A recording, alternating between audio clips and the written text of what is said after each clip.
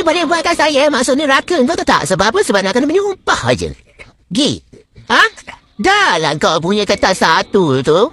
Kertas satu yang ABC kau tulis tu. Dah lah markah dia 60. Paling tinggi pun 20 ke 30. Belum lagi karangan, sedang lemah. Engkau kalau karangan kau bagus, meletup ke babong, boleh masuk newspaper, tak apa. Ini setakat, kau tak nak gelak-gelak. Kalau setakat karangan kau 9/40, kau tak payah cakap. Kalau setakat karangan kau 11/40, kau tak payah cakap. Paling tinggi kelas D, paling tinggi 20. Masuk dekat sini, karangan kau tu tahu. Kau tahu. Jalan raya, dekat Malaysia memang tahu. Tapi paper kau lagi tahu. Orang kau jawab A, kau jawab B. Dah tegang lagi 10, kat situ minta punca lah puasa. Lepas ni pun kena pakai kantor lah. Orang dah cakap dah dekat situ. Punca, kau bagi jawapan kesan. Kau bagi jawapan langkah. Kau rasa saya nak bagi berapa macam tu? Automatik, saya bagi 2/40 saja. Asal Melayu tu paling mudah kau buat karangan. Kau tak boleh nak jawab. Siapa lah manusia, kau tunggu esok aku kutil-kutil tangan kau. Yang mana mandai, soalan punca-punca, dia boleh jawab betul. Dia boleh jawab langkah. Langkah kemalangan jalan raya itu satu.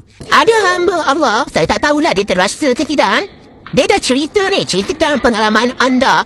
Okey, kemalangan motor dengan kereta. Tiba-tiba dia boleh cakap apa tahu? Ada benda yang paling menakutkan, iaitu mak ayah saya dan bapa saya. Mereka adalah anak. Tunggu. Yang datang raksasa tu, ni. Raksasa yang ni muncul dulu sebelum bapa kau muncul. Dia boleh cakap dekat dalam karangannya. Dia cakap dekat dalam karangannya. Raksasa akan muncul, iaitu mak dan ayah dia. Sebelum mak bapa dia muncul, aku muncul dulu. Memang aku jadi raksasa. Saya rasa dia memang berangai nak jadi Ultraman. Sebab dia nak... diam. Sebab dia nak jadi Ultraman lah. Dia tulis dia nak berjumpa dengan raksasa. Kalau setakat kertas tak kosong, tak menjawab penuh, tak payah.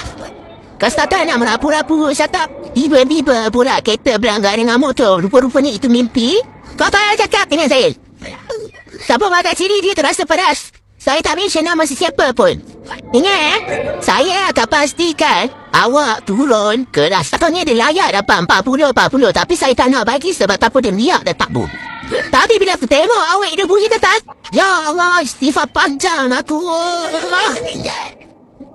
Belum lagi aku tengok pasangan-pasangan yang lain. Engkau ni tak pada dengan ketot, betul tak? Kita tengok esok siapa yang tangan ni kena kutil-kutil dengan aku.